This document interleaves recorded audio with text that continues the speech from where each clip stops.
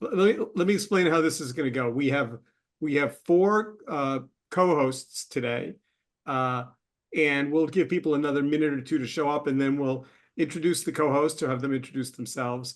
I've broken the conversation into four categories, with each co-host having a category.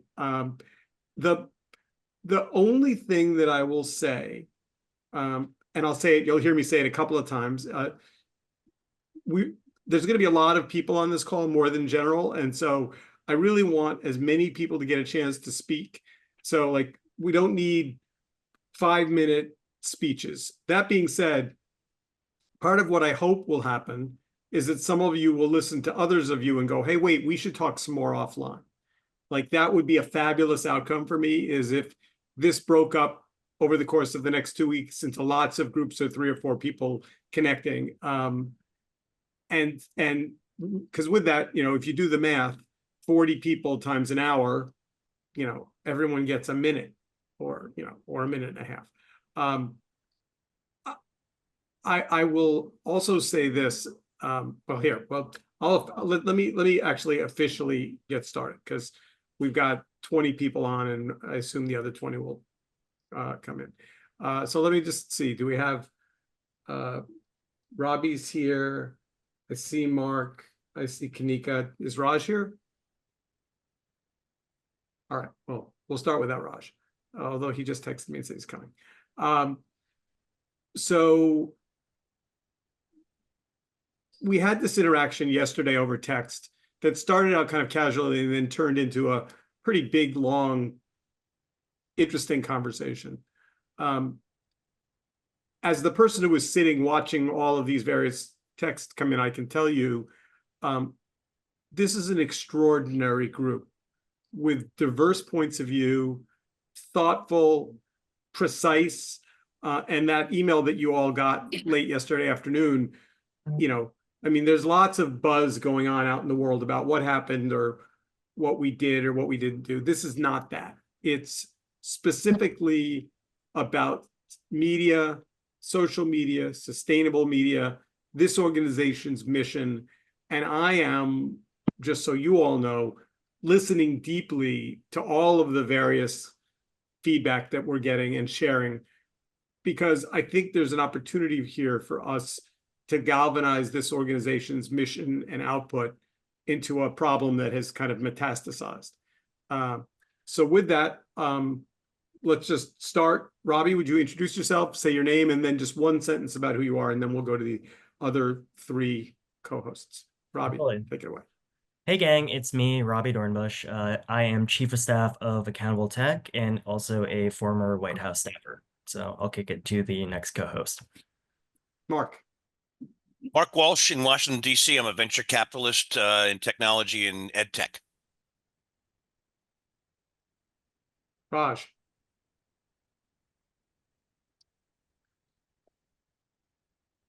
I saw you there, Raj. Where'd you go? Oh, there he is.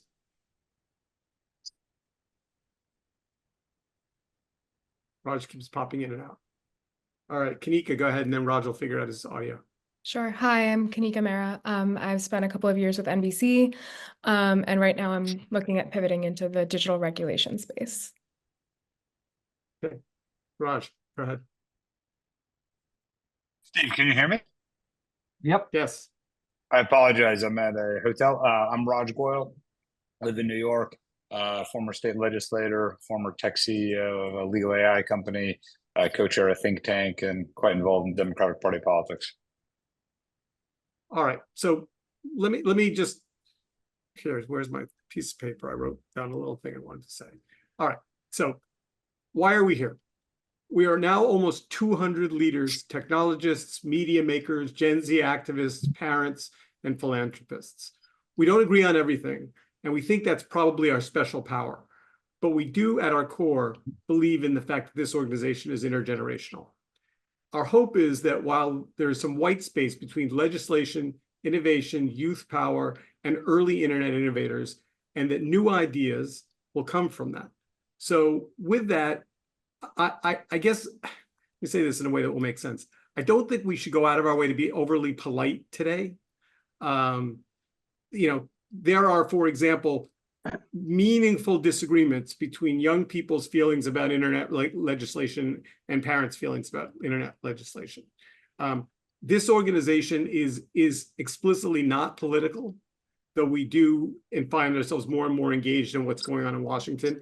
And when this event was scheduled, which was a week and a half ago, we had no idea what the outcome of the election was going to be. We weren't presuming it was going to be one or the other. But just to be kind of clear about it, if Kamala had won and we were all sitting here today, it wouldn't change the fact that the issues facing social media and young people and legislation don't magically solve themselves with a Democratic administration. We come into this, not to say apolitical, but with the understanding that the complexity of the issues we're trying to address as a group are different under a Trump administration than a Harris administration. But it's not like Washington was going to roll over and solve the internet problem depending. And one of the things some of you have said to me kind of privately is they think that some of the problems might be easier to solve under a Republican administration, which I think is worth saying out loud. So with that, let's go to our first theme. And Robbie, this is our echo chambers and algorithms conversation. So Robbie, take it away. Awesome. Thank you, Steve. So echo chambers and algorithms. The idea here being social media algorithms have created isolated information bubbles, which has led to increased polarization. For me, I think this is an idea that's been in the ether for a while now, at least like 8 to 10 years. Researchers have been studying this and folks have anecdotally seen it. As algorithms have become more sophisticated and major social media platforms have created more niches, I would say that the potential for echo chambers have increased. This is evident by how quickly AI-generated memes and misinformation spread during this cycle. People shared what felt to be their truth. So that's what's been on my mind. What has been on like y'all's mind, like in regards to this like issue around this cycle? I can just jump in for a second. So my name is Clay Eichner. I have a background in advertising and marketing, specifically around paid media, to the advertising that funds a lot of those platforms. I'll say agnostic of kind of algorithms. One of the challenges that we have as advertisers and as media planners is how to communicate to people in an increasingly fragmented kind of media environment. So regardless of any of the mechanisms that sit behind some of those major platforms, there is not a monolithic way to reach an audience anymore. And as things fragment, they start to become more niche and more specialized. And so and there's a lot more self-selection when it comes to the types of content and voices that people want to hear, and probably only exacerbated by, the major platforms that can play host to content clips or other things that come from those very fragmented and kind of niche environment. So just +1 to what you're saying, it's the internet has made things very fragmented and very niche. And yeah, that's a challenge we face from just an advertising standpoint and from a pure communication standpoint. And +1 to what you're saying there. I'll jump in here too. I'm Ann Hollifield. Can you all hear me? Yep. Okay. I'm Ann Hollifield. I'm a retired professor emeritus who has been studying media, news media, particularly sustainability around the world since the early 1990s and the collapse of the Eastern Bloc. And I agree with everything you say, but I think there's an elephant in the room that we're not talking about. And that is what neuroscience and psychology, cutting edge research is talking to us about how the human brain works. And I think many of the underlying assumptions that I have been hearing people, and the material you sent out yesterday, Steve, which I agreed with all of it, but the algorithms would not work if they were not playing into what we are learning about how the human brain works. And in conversations, we are still talking as if we believe ultimately that the old notion of the free marketplace of ideas, the truth will prevail, that lovely enlightenment concept, that's still operative. And the fact is, I think neuroscience and psychiatry, when you look at it, is telling us that never was true. And we have not started dealing with those realities, looking at that cutting edge research and building it into our conversations about how we get people to engage with actual media and break out of their internet bubbles. Now, how we do that, I don't know. I'm starting to work on some research on that in that area now, but I think we need to flip that conversation and flip the spotlight of what we're looking at, not just to how algorithms feed people stuff, but why people are willing to be fed that stuff, why they choose to enter an internet bubble and close the door behind them. Yeah, Karen, jump in on this because I know you have thoughts about it. Well, I do, because 10 years at Nielsen, this is kind of an old story about how advertising works. And, almost every major advertiser, and I think probably a lot of political shops, they don't count on people to have a rational response to what they're putting forward. They actually go in and do neuromarketing research to figure out what is the emotional response, what's triggering memory, what's triggering, any number of things, eye tracking, skin conductance, all of that is been commonly used for now almost since 2013, and increasingly now it's just routinely used. So I think that is, I would +1 this very strongly on that, because it's about the amygdala, and especially in terms of triggering our tribal responses. And this is what we've seen, the data in who came out to vote in this election is a very clear evidence for that. Now, I'm just saying that, like, a couple days ago, I heard Trump talking about his beautiful white skin, and that was clearly, there's clearly some marketing. There's a lot of branding behind that. So. All right. We're going to move to our second piece of conversation. This will open up as we move along, and we're going to let Raj go next because he has a conflict he may need to jump off. Raj, go ahead. Thanks, Steve, and thanks everybody. Good to see you. A little bit of context here, just in terms of as I say, the personal, political, in terms of my background. So I'm a former elected official. I've been on the ballot 3 times, and speaking of traditional media, I've raised millions of dollars, 20,000 fundraising calls to put TV ads up, and sometimes they work, sometimes they don't. And so this topic here is around the information crisis, and particularly around the spread of misinformation with declining trust in traditional and social media. And so where's the truth, in terms of competing for engagement? I would just sort of kick off the discussion by making 2 points. One is that in political circles, as many of you are involved with, and some of you aren't, so I'll just repeat this, which is there's this emerging consensus that once again, Trump sort of outfoxed our side. So in 2016, he knew social media, and we were traditional, and now he understood the power of, I think it's not so simple, but the Rogans and the sort of, like, let's call it the podcast world. I mean, fascinating tableau if you guys stayed up till 2:30 at night on Tuesday night, Wednesday morning, or if you've seen on YouTube, where Dana White, the head of UFC, is up there saying, and we're gonna thank the man, Joe Rogan. And, who's not even there, and they name checked. I mean, I've been doing politics 32 years. This is my 9th presidential cycle. The thought that they were name checking a bunch of podcasters, nobody gives a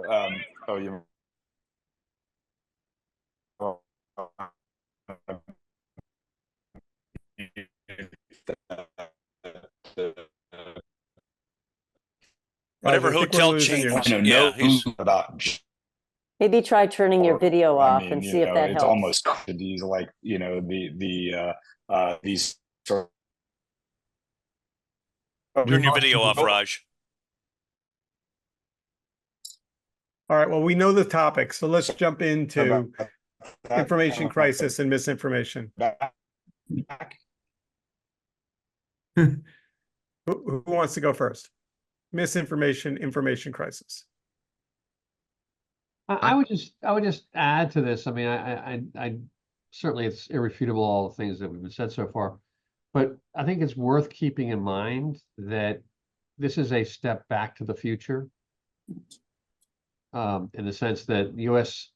media was very opinionated, very segmented up until the 50s, early 60s, when you had network television news come in and try to be a lot more even-handed. But you had a point in time when there was 12 newspapers in New York, all with a different political view, and folks self-selected themselves based upon what that view was.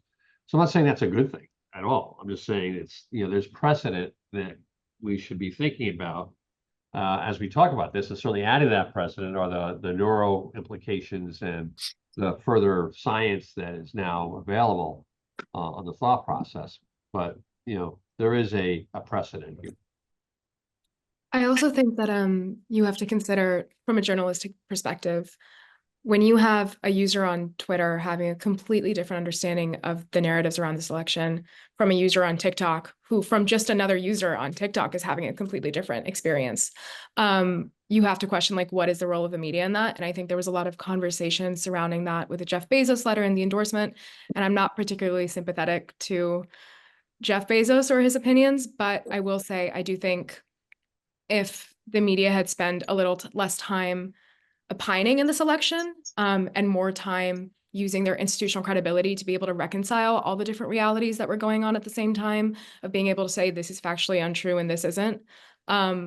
I think that is like one of the greatest markets. Like, even if journalism in its modern form might have to go away, there isn't funding for it, that the need for that to be able to look up, just last night, my mom was looking at something that she thought had said about Imran Khan. And I think for me, it's so obvious. Just Google Imran Khan, Trump, one sentence from the video that she watched. And then if it happened, you'll get AP, Reuters, NBC News, all these people quoting that incident. And I think the need for that is more important as ever. Whereas their perspectives on the most important plot lines in this election for a long time, as someone who worked at NBC News, for them, this election was about fascism and January 6th. And I think as a younger person, I wanted to hear more about climate. I wanted to hear about billionaires. I wanted them to hear about what Lena Khan has done. And so there was a huge dissonance there as well. Whereas I think the actual institutional credibility is something that I think is going to become more and more important as those echo chambers continue to fragment and fracture. How do people feel? How do people feel? Steve. Yeah. How do people feel to X impacted the election? Well, if I could just say, go ahead. Steve, are you able to hear me?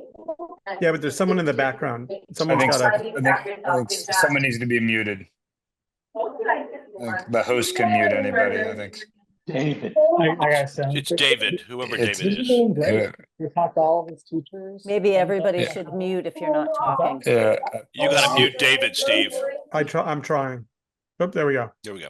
Okay, I super apologize for my connectivity problems.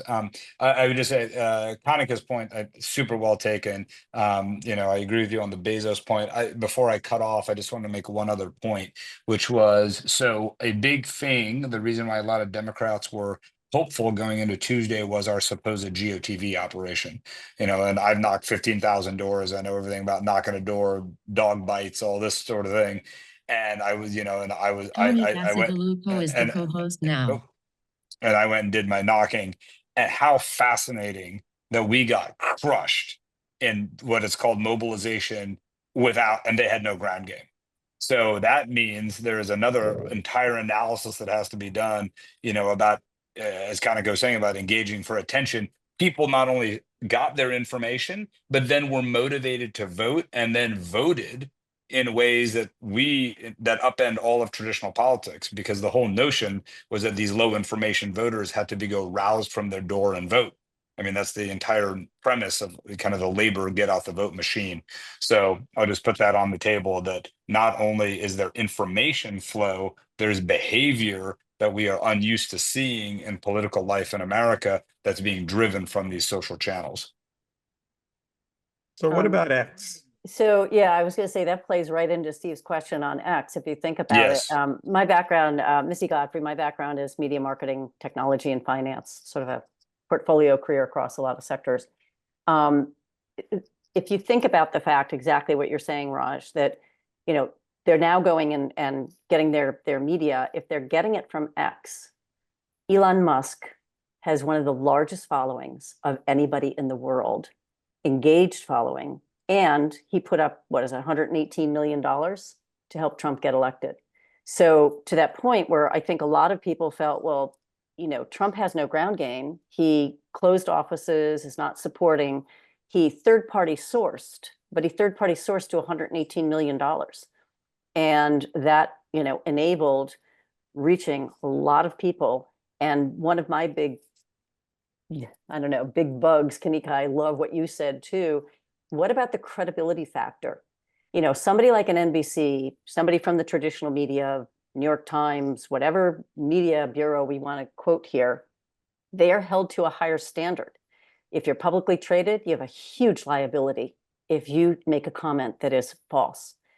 When it gets to the social platforms, the internet in general, and podcasters, there are no rules. They can say whatever they want, and it doesn't matter if it is not factually true.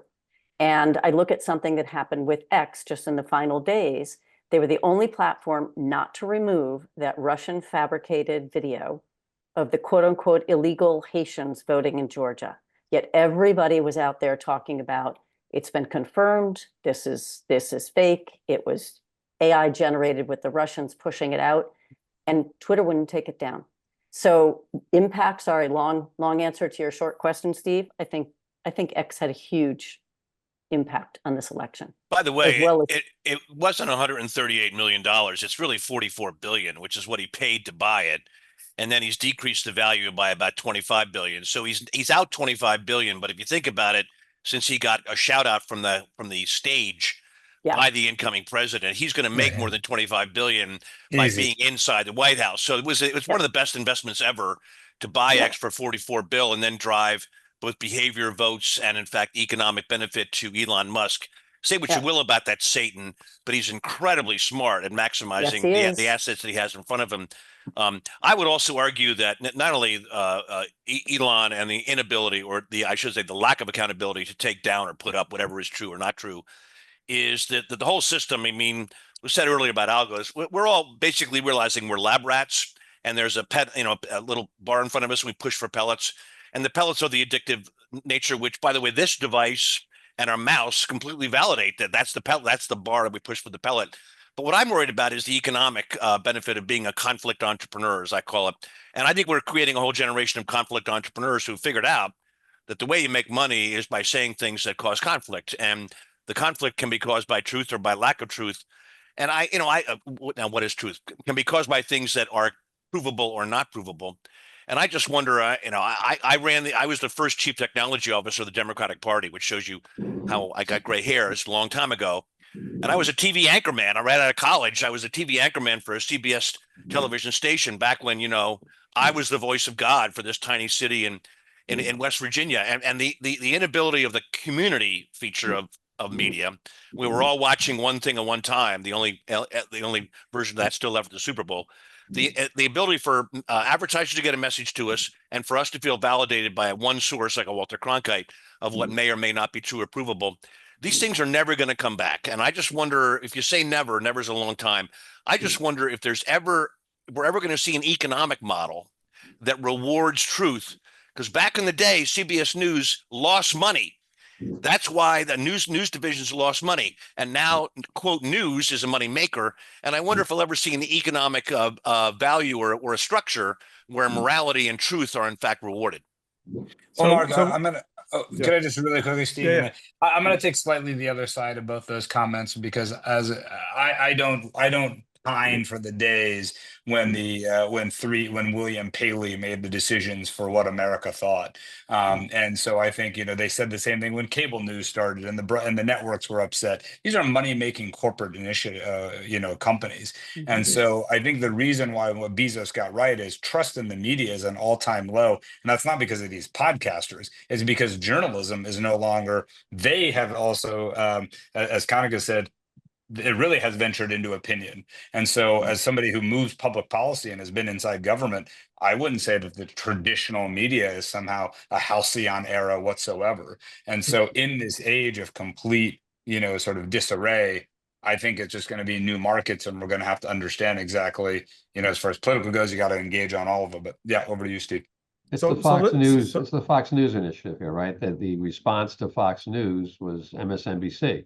Yeah, Right. We can all feel great about MSNBC. That's a market working. Yeah, right. And that's, exactly. And unfortunately, that's seeped into the New York Times and every place else. That's So just that's why added- the trust That's factors just are going added to down. further polarization. I mean, that's But journalism it's- has always been built on conflict. I mean, that is Right. what journalism is. It's built on conflict, and But the that's issue is not much- new.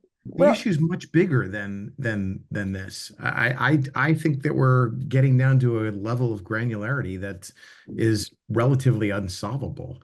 I do go back to things like Section 230 and the Fairness Doctrine being two things in particular that when they went away, that you started going down this path of desensitizing people. Yeah. So desensitization is something that's been going on for 30 years now.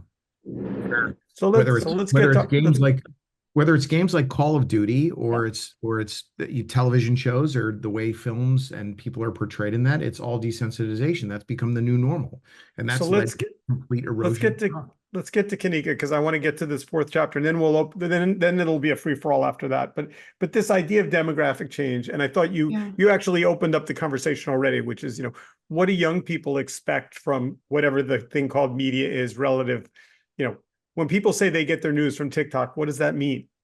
Yeah. I mean, I think honestly what we were talking about just now, where everyone got very heated and very excited, because I do think we have stumbled onto sort of the rub of the problem of these conflict entrepreneurs. For me, my thesis is there is plenty of conflict to go around. Journalism is about conflict because there's a lot of injustice in our system. And I think the way that the media failed in this last election cycle is that they kept focusing on the conflicts that didn't matter. I think part of the reason, like what is so insidious about these conflict entrepreneurs is that they're drumming up the conflict to distract from the real things that are wrong in this country, to distract from corporate power, to distract from the conversation about climate, about how that was moneyed for 20 years. And I think that just a conversation that's going to happen, as Raj was talking about the ground game and why didn't that work? Another conversation I think that's going to happen is why was Trump's online outreach so much more effective than Kamala Harris's when it seemed like she effectively owned TikTok over the course of the summer? And I think part of that is because some people say Twitter isn't real life. And then in the past couple of days, people have come out saying Twitter is real life. But something about TikTok that's really important to understand is the trends, when they happen, they're powerful, but they are ephemeral. And they will leave the collective consciousness as soon as they came in. And so if she felt like she was kind of at the apex of the conversation, that still isn't going to change the fact that she had 4 years of tepid public sentiment. And most young people were not energized by this administration. So I'm curious what everyone else thinks about that. But I think for me, one of the most powerful statements that came out from the Democratic Party leadership, which we don't really know what that is right now, was from Bernie Sanders, which was to try to focus on the fact that people want to talk about systems. And the mainstream media, I didn't get to read your comment in its entirety, Brian, but I think the mainstream media has been highly ineffective at communicating those messages.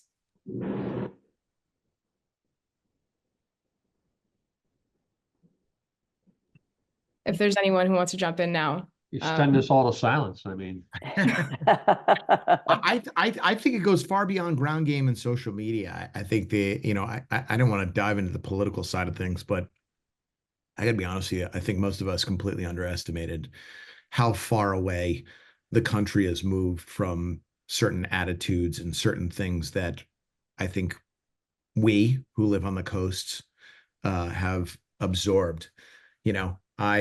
I tell a story about an advertiser that I worked with many years ago, the CEO of a major brand, which everyone on this call would know, and I'll leave him out. But he came in to launch a new product, and his comment, when we told him the product was horrible, he said, "The pigs will eat it."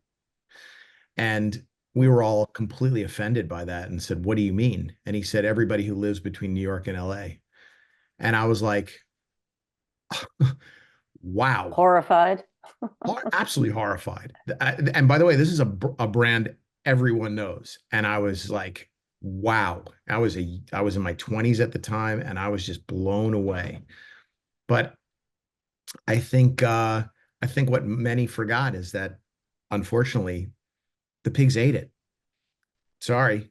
And it is a byproduct of what we've done to media and news that has led our country to where we are. Doesn't matter what side you're on. It's irrelevant of what side you're on. It's led us to this area where I think everyone who's on this call who understands and fundamentally believes in the power of media, of news, of that there's a big value there, that it's going to be a long game. Would it be the death of us? Yeah, but Jim, go ahead. Wow. I think one issue that tonight went down 15%. someone in the background sound. Brian. Go ahead. The an issue that is beyond the social media issue is the 15 million decline in Democratic voters between the last election and this election, and that will be studied for decades. Apart from that, though, one of the things so far that I found most interesting, and maybe the data will change over the coming weeks, but apparently most of the districts that moved 1 to 3%. That was it. Mm-hmm. So we could be having an extremely different conversation, but for the shifting of 1 to 3% across the country. And that raises the question, if you run a political campaign based on shifting 1 to 3% of low propensity voters, or a certain kind of voter that the Democratic Party is less familiar with, and you can use social media to do that move, you can run almost a stealth campaign that would change the trajectory of the country and the world, focusing in using social media on 1 to 3% of the population, with the dog whistles, with certain kind of things that mainstream political advisors were going, even Republicans were saying, this is a bad move. No, it was a good move in the age of social media where you're targeting 1 to 3% shifts. So imagine that the shift was in 50% of the country and it was 1%. It wasn't across the country and it was 2 to 3%. Again, we'd have a different outcome with the election. We'd have a different discussion right now. So I'm wondering,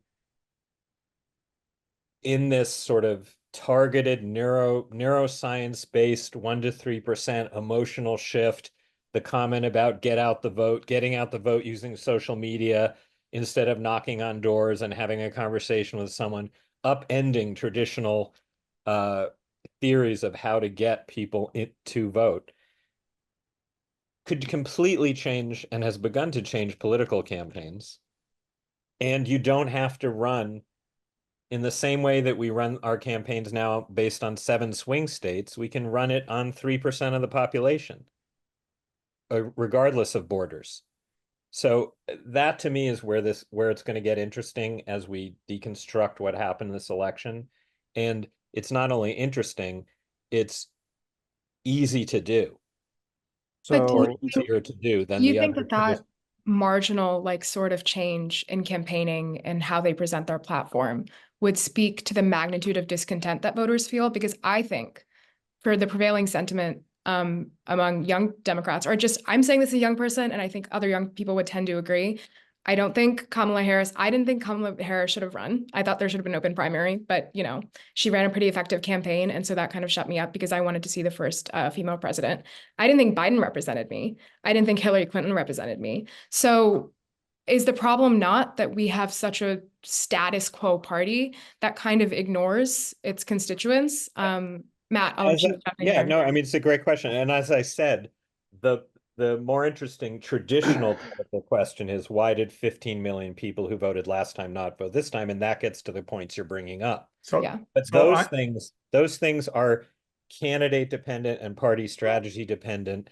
We're talking about this constant right now, which is the context of the age of social media, the context of the age of influencers, the context of the currency of attention, and the technology related to that. And that's not going away. And that has some lessons in it. As the executive director of Sustainable Media Center, I am officially saying that Kanika and Jim, you have to have a cup of coffee, you two. I think really good things will come out of that cup of coffee. All right, so we have a half an hour remaining, and I want to shift specifically to this organization and the places where we have initiatives. I want to start for a minute in Washington, and I was wondering if we could just, does anybody have a sense of where is Section 230 dead in the water? Does under Trump it have a likelihood of any engagement, or is it just not going to move forward? And then specifically, I think we should talk about the bills that, passed the Senate and are now sitting in the House, and whether or not, what's the political likelihood that things are going to move forward. And then we'll talk specifically about where I think the future of social media could lie with this group of people. But maybe Robbie, do you want to just, you seem to be deep in that space. Yeah. On Section 230, I think that's a large open question. I could see it being something that what looks like to be a Republican trifecta picking up from the standpoint of they're very worried about censorship against conservative voices. It's something that is brought about and passed around a lot. I don't think there would be action in the next few months, but certainly could be a priority for the next Congress. On bills, I do think COSA is still possibly on the table for bills that folks might be tracking. There are still conversations happening. And House leadership is still thinking through whether or not to move forward with it. So if that's a bill that you care about, there is still energy there. Broadly, I think this issue is an interesting one in the sense that by all indications, I think tech advocacy and tech policy issues will get a lighter touch one way or another in the next administration, and will kind of be a back burner issue. I think that a lot of this will be lost amongst other policy priorities starting on day one. So Steve, I think it's important to remind people that the two people that run transition for this administration are Linda McMahon and Howard Lutnick. I know both of them. Maybe others on this call know Howard and Linda, but this is an economic event.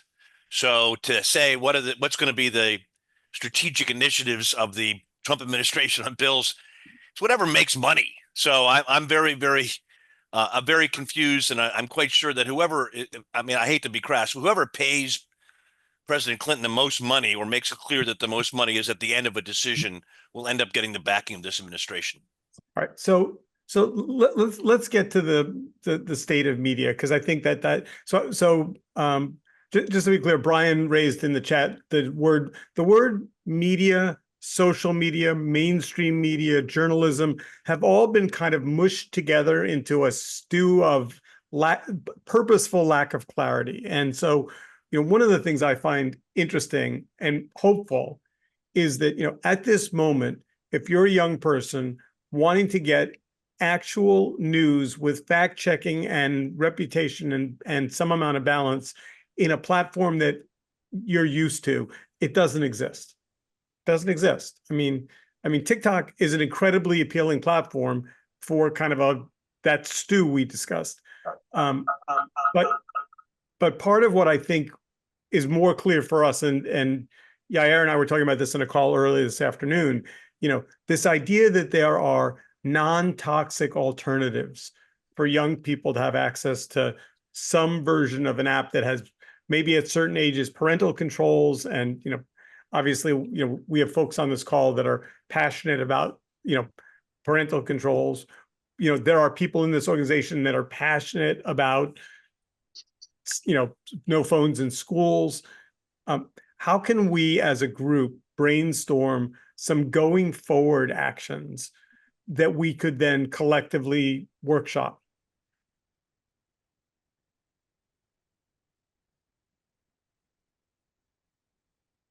I will say, I think Anyone on the call or in the organization involved in media literacy, like teaching young people the mechanics that sit behind the platforms and the devices that they use? Like, is that a thing? And I guess the follow-up to that would be, do they care, or do they just want to use their phone and watch their app?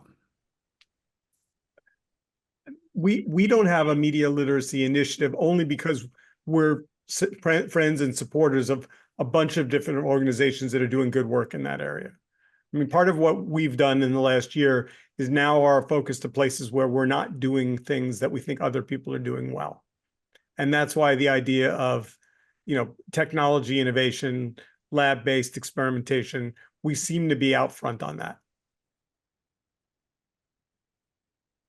if I could add to that, in terms of media literacy, I also think literacy rates are a really important thing. As Esther was saying in the chat, a well-educated populace. I think if you want to build a population that resists kind of just being sedated by their content, that really seeks to critically think, that sees something that, stirs that cognitive dissonance in them, that enforces them to go look something up, that comes from reading at a formative age, from like when you're in kindergarten to third grade. And then the statistics around it are crazy of like, if you don't read when you're younger, and I'm sure everyone here has young children in their lives in some capacity or knows people who do. I personally don't, but I will say I haven't had many cultural advantages in my life, but the single most advantage that I will concede any day is that I was encouraged to read and read voraciously at a certain age when my brain was still developing. And I noticed such a difference. I think my generation kind of got the last train out in terms of reading for pleasure. I noticed such a difference in the people that I know that are critical thinkers, that have a sense of volition, that have a drive to learn more about the world around them and aren't just passively responding to it. I saw this TikTok or I saw this Instagram story and try to consume things. And that's people who read when they were younger. And I think media literacy is important. And to answer your second question, Clay, I don't think people have a lot of initiative to understand the mechanics, but I do think they have a sort of Stockholm syndrome, like antagonistic relationship with our apps. I don't know a single person in my life who at one point or another hasn't said, I'm deleting TikTok right now, I'm deleting Instagram, it makes me feel bad. But I do think there needs to be an overhaul of how we treat reading and learning for pleasure, because I think they're so antithetical of like taking time to spend with ideas holistically from hundreds of years ago, and just without any meanings, swiping through a platform and not really thinking about what you're consuming or what you consumed 10 videos ago. I think there's a parallel between what you're saying about education and literacy and one of a thesis about why a lot of people voted the way they did, which is really about a Maslow's hierarchy sort of thing. A lot of people voted the way they did because of financial issues, or at least that's the thesis. And they're talking about getting fed, like being able to afford basics, housing, food. And it can be tough to read if you're trying to concentrate on not being hungry. So there may be a parallel between those two things. Absolutely. And on that note, I know a lot of brown people that are conservatives, that are Trump supporters. I saw someone tweet that their Muslim Arab cab driver said he's voting for Trump because of the cost of living. And I think a lot of people are going to spend the next couple of weeks questioning, why did we lose the Latino vote? And why did we lose that vote? And it's because you don't have the luxury to think about fascism or like the norms of democracy when you're worried about survival. And it's exactly the hierarchy thing. 100%. We're talking a lot about this election, Steve. Is that's where you want this discussion to go, or should we talk about things? So the original plan was it was listed as the election's over, what's next?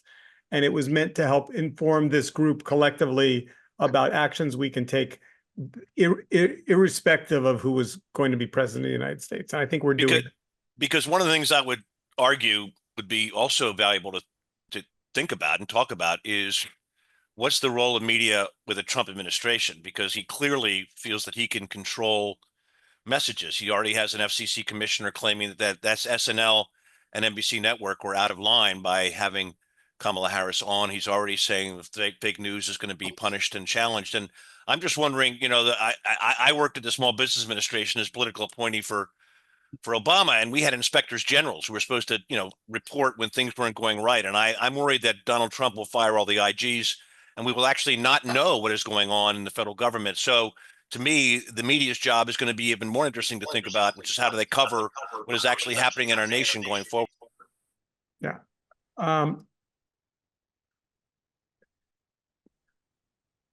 I think, again, we're a 501c3, we're not a C4. So I think part of what we're trying to do is, I guess I would say this as a philosophical underpinning. We're not trying to go backwards. We're not trying to fix companies that we think are broken. We're not trying to go in and fix Facebook or Insta, right? But I do think part of why I raised the question about X, and we talked about it earlier, is, it is a powerful platform with a political owner.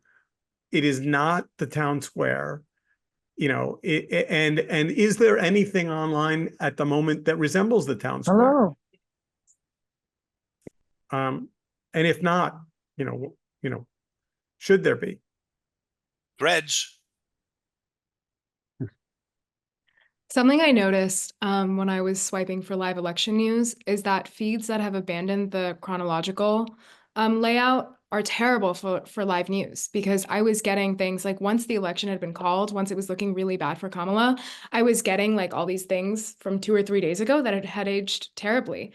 And in that moment, I just wanted to be part of some sort of universal moment. I wanted to see what people were saying at the moment, but my feed refused to give me the option to sort things chronologically. And I will also say, Threads, TikTok, Instagram, none of those for me feel as apt. I've stopped using X over the past couple of years, feel as apt as X. So then to go see like what was trending, and it was all in favor of Trump, and to see like even Jack Dorsey, maybe he was biased in some ways, but to see the way that this major medium for communication has been completely hijacked by one party is a little terrifying. And I don't think we can ever stop talking about what the implications of that are. I'm a Reddit power user, and that's what I was using to track election night. And there was a robust conversation in those channels, which the ones I'm in lean liberal. So if you're looking for alternatives, that may be one. What about Discord? Does anyone use Discord? Interesting. We have one of our Gen Z members has a great big Discord community, a couple of them actually.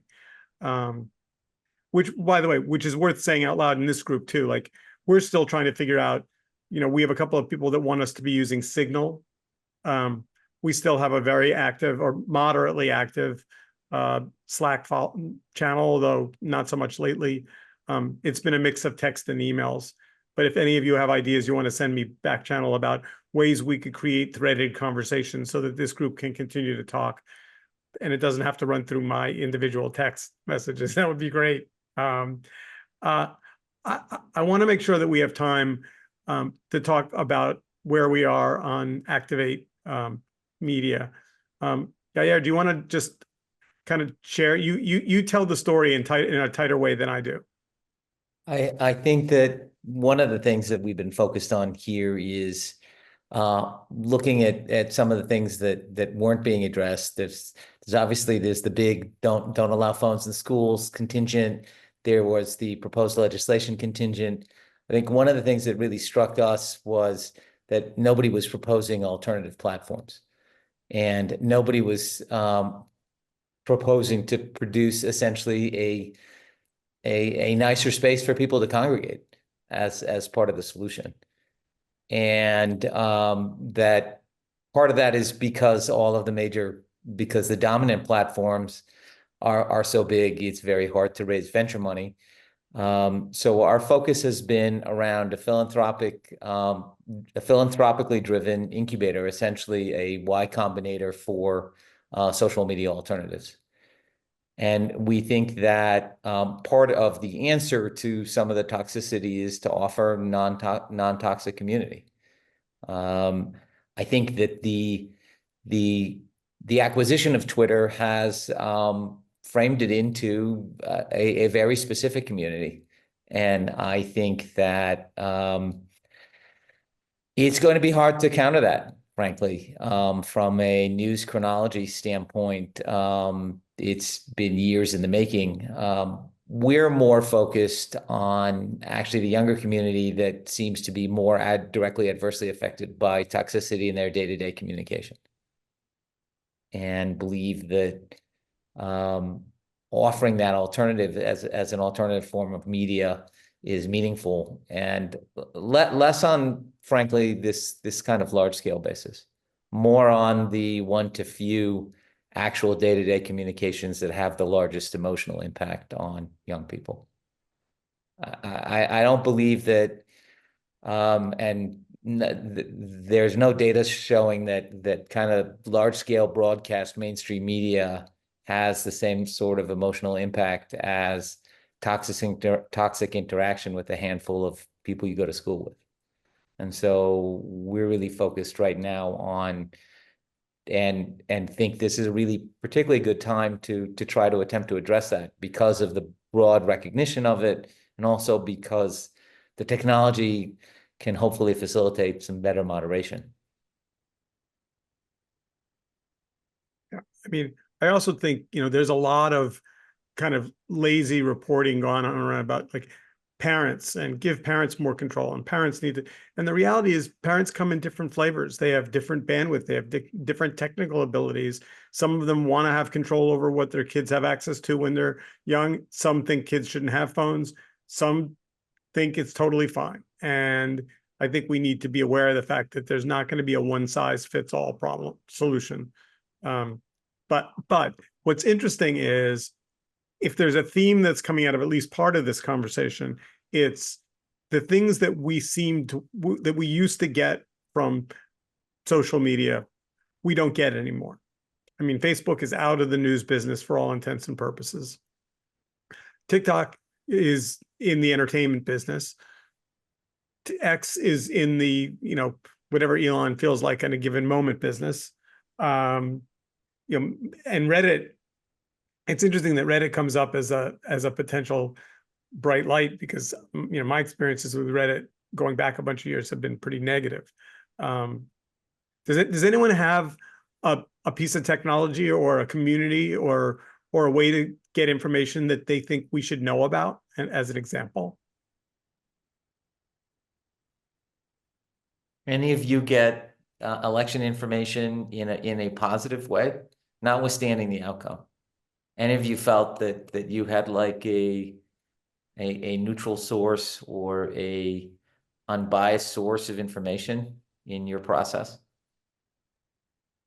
Have any of you read 1440 newsletter? Nope. 1440 is a very straightforward, fact-based, unbiased daily email that comes out, scrapes a number of different articles across everything from politics, economy, sports, science, business, and I find that to be very, very fact-based. Semaphore, anybody on Semaphore? Yep. Esther just said Axios. Semaphore. Axios is great. All right, let's use the last 5 minutes to throw a little bit of a hand grenade into the conversation. Let's talk about where AI takes all of us. Where AI takes all of us? Yeah, I mean, where does that take this conversation? Does it help clear up the misinformation mess? Does it make it worse? It just complicates everything in a way that we're not going to be able to necessarily predict. There is a game right now where you can actually simulate creating a social following inside of a fictional social feed world that is populated entirely by bots. The reality is, like, there's going to be a lot of, like, if we think the bots that we've had to deal with misinformation wise is a big deal up till now, they're going to be able to be ultra targeted to each person and their psychology. So I think that that's a very disruptive factor that I don't know anybody's ready for, but the next election is going to, this landscape is going to have changed even more so than it has since the previous one. All right, Esther has her hand up. Yeah, I don't disagree with Tony, but I also see another perspective here, which is that I've been thinking about this in a different context all day. There's junk food, there's Dunkin' Donuts, and then there's Whole Foods. And I think the AI is going to create more and more slime. That word's already used, or slop. And it just kind of regresses to a very low mean. Meanwhile, there's going to be a demand for artisanal information, so to speak, which is Axios and all those other things. I don't think this does much to reduce the divide. You have poor people eating garbage, and you have rich people eating, artisanal food and blah blah blah. But the world is going to divide into these two sectors. I don't think they'll be equal size, but I do see a market for Whole Foods, and it's worth noting that even Walmart actually sells more organic food than any other vendor in the country. So I think that's going to become more apparent. I hope. Maybe I'm kidding myself. No, actually, you've done something incredibly valuable in summing up. If we're talking about people's information diet, which is really what we've been talking about for an hour, and we're talking about giving people choices so that they can choose, like right now, I would argue that there is nothing online specifically for young people that, would be Whole Foods. If Kanika said, I want to get information that like that, I want it to be properly, I want to know where it's sourced from, I want to understand it, and I don't want it to be driven by, rage and hate. I think there's virtually no choice. And ask Kanika. Kanika, you're still on. And the other thing I want to mention is information diabetes is ultimately going to be a thing right my way. I mean, as something to avoid. But Kanika. Yeah, I mean, if I could extend the metaphor, when I get really overwhelmed the way I just did when Tony was talking about this bot thing that they're creating, about all of the mess that is going to come out of this, not just in the next election cycle, but in the next several years. In the same way I get overwhelmed when I think about how every food that I could go to the grocery store and buy probably has something weird and crazy and cancer causing about it. All I can think of to do is to just go back to the basics and to only eat fruit that goes from the ground and go back to the fundamentals. And I think there's this emerging conversation when you talk about Activate and creating a new social media app, there's this emerging conversation about optimizing or logging off. And I'm not saying that they're mutually exclusive, but I think a lot of people are responding to like all the mess that we see and just the rot and the magnitude of things that are going to go wrong and could go wrong as our information systems change. And they're like, here's a dumb phone, pay $400 for it, or here's a new, better kind of social media. And I think those things could be legitimate, but I think simultaneously we need to be empowering people to log off, because the ironic thing about this is that this seems like such a scary enemy right now, social media and AI, but you can just plug it out. Like you can turn your phone off, and then you get to the problem of it's much harder to turn your phone off than you think. So I know, and for those of you that live in New York, there's the Brooklyn School of Radical Attention. I've been to their attention labs. It's kind of Brooklyn woo-woo, but it's a great way of finding ways to reclaim your agency as a human being. Because I think once you log off and you're in the real world, it's not a compelling, the social media and the virtual like dumpster fire is not a compelling alternative. I would just throw in another, I just want to, but add the thought to this. 1 second, Steve. And I'll just put this out there, and we won't have a chance to talk about it. But I think a key part of all this is a definition of activist versus journalist. And I think a lot of the trust issues come down to the fact that those are being conflated at the moment. I want to clarify one thing that Kanika said. So Activate Media, for those of you who have not seen the 15-page deck yet, is not building an app by any means or a solution. We don't believe we have any better wisdom than anyone else. It's about creating a framework to put young people and developers together to build a whole series of different experiments and then be able to learn from them and then figure out if there are ways to frame information differently, but basically with young people in the driver's seat, not us. Kanika, can I ask Kanika a question? You brought up Sure. something I think very compelling earlier in terms of doing a Google search, a factual Google search against Reuters and the Associated Press, which I have found to be a wonderful tool when I don't want to insult friends who are adamant about facts that they've heard. And I will use Reuters in particular because they actually, in the past, they always were a little bit more conservative, but Associated Press and Reuters are such great standbys. Do you find though that young people are going to those two sources? Do they have a sense of, number one, even awareness that that would be a good source check? And number two, does it feel trustworthy? Does it feel authentic to them? Yeah. Again, it's hard for me to be a representative for everyone, so I'll disclaim that. But I will say, I think there is just a general lack of critical thinking. I don't think it's specific to young people. I think people all across the board in comment sections and videos that you'll see, I can give you just a quick example. I was watching someone on TikTok, more on the liberal side, like younger side, getting really angry at Dax Shepard's podcast for, defending this narrative around like migrant gangs in Arizona or California or something, or Colorado. And there was like 2,000 comments there saying like, yeah, Dax Shepard has always been problematic. I've never liked him. How can Kristen Bell support this? And really quickly, I just went online and I found a local news organization, the Dallas Morning News, or like a local organization, which as we all know are kind of few and far between, that kind of had a very clear message from their editorial board saying, this has been partisan, this has been politicized. What the Republicans are saying isn't right. It's not true, but it's also not right to just ignore the issue entirely. And I think very few people have the impulse to like just go out and actually see confirmation from an institutional source.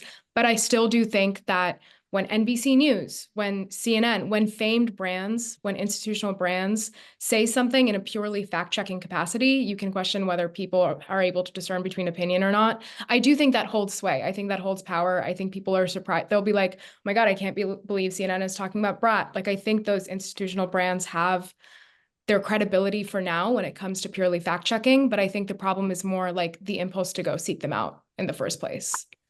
Thank you. We are out of time. Here's what we're going to do next. We'll take the transcript. We'll summarize it. We'll get you all a transcript.